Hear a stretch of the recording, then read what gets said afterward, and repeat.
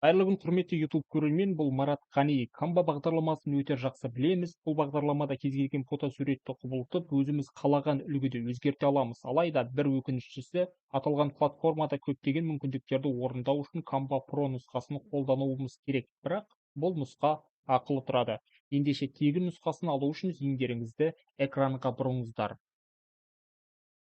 Кез келген іздеу сервисіне Bingo, Tingo, Canva деп жазамыз.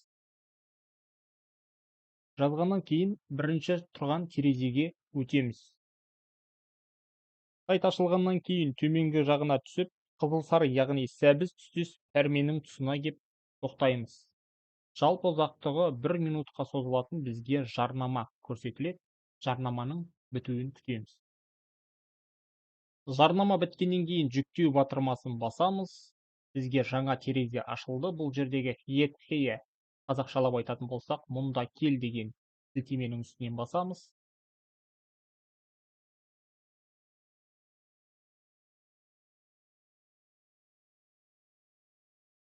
Бұл жерде нүкте деген батырманы басамыз.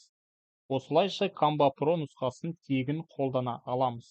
Байқасаңыздар, сіздің бұрынғы проекттерлеріңіз жоғалып кетеді. Өз жобаларыңызды жалғастырғыңыз келсе, сол жақ бөліктегі команданы ауыстыру бөліміне барып, өзіңіздің командаңызды ауыстырып, бұрынғы жобаларыңызды жалғастырсаңыздар болады. Ал Canva Pro нұсқасын пайдалану үшін осы командада қалғандарыңыз дұрыс. Сайттың сілтемесін видеоның ақпарат алаңына да қалдырам. Егер бұл контентіміз пайдалы болса, үлепіл басып, пікір қалдырып, арнаға тіркелуді ұмытпаңыздар.